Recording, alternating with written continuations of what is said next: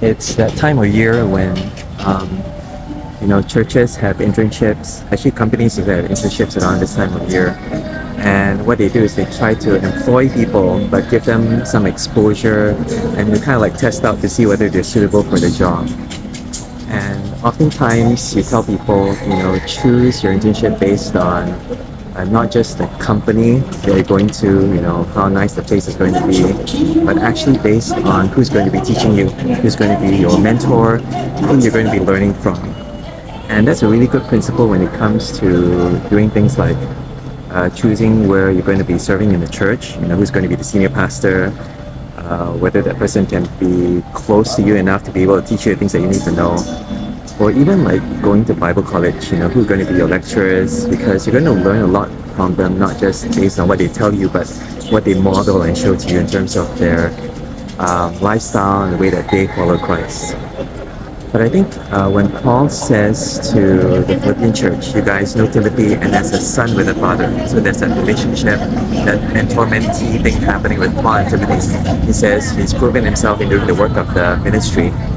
I think it's kind of like flipped. It's not you choosing your mentor, but your mentor as a mentor, choosing your students, choosing your sons even. Paul came to Timothy, he raised them up, and he really showed them the ropes.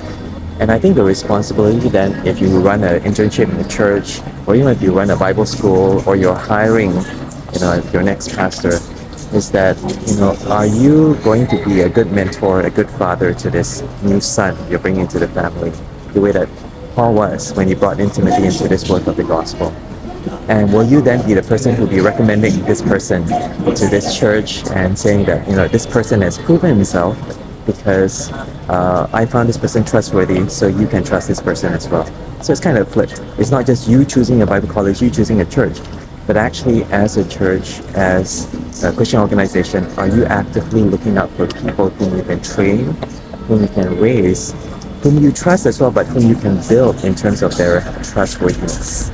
So Paul says to this church, you guys know Timothy, he's proven himself as a son with a father in doing this work of the ministry. Paul is talking about what he's done to build Timothy's trustworthiness, and Paul is talking to this church to say that you guys can trust him the way that you trust me.